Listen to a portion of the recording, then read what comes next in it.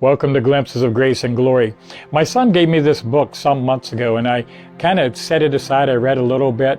It's written by Dane Ortlund, and it's called Gentle and Lowly. What a mind changer this is to understand the heart of Jesus. Jesus reveals himself in Matthew 11:29 when he says, I am gentle and lowly. What that means is far beyond just reading those words. I really encourage you to get this book and read it. I'm going to read one small part where it's talking about, so many times we are condemned. We allow Satan to condemn us. We've made mistakes and we feel so unworthy. And of ourselves, we would be unworthy, but we're worthy through Christ. But notice the attitude of Christ towards us. Our unbelieving hearts tread cautiously here. Is it not presumptuous audacity to draw on the mercy of Christ in an unfiltered way? That's what we think sometimes. Shouldn't we be measured and reasonable, careful not to pull too much on him? Would a father with a suffocating child want his child to draw on the oxygen tank in a measured, reasonable way? Our trouble is that we do not take the scripture seriously when it speaks of us as Christ's body. Christ is the head.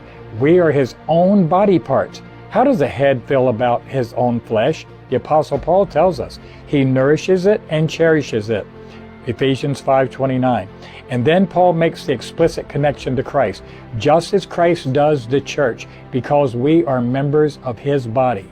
That's chapter 5:29-30. How do we care for a wounded body part? We nurse it, bandage it, protect it, give it time to heal. For that body part isn't just a close friend, it is part of us. So with Christ and believers, we are part of him. That is why the risen Christ asked a persecutor of his people, the Apostle Paul, why are you persecuting me? See the attitude, see the gentleness, see the love. There are so many quotes in this book I would love to share with you.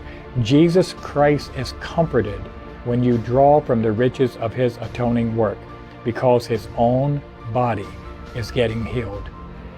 Jesus isn't angry when we fail. He's right down there. He doesn't just see us from a distance. He's right down there in the crevices of darkness with us.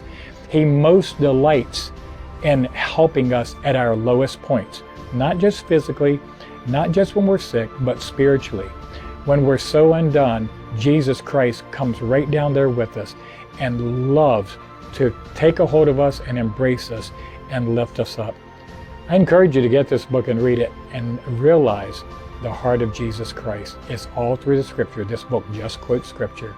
May God help us to understand the love and compassion and the great grace and mercy of Jesus Christ.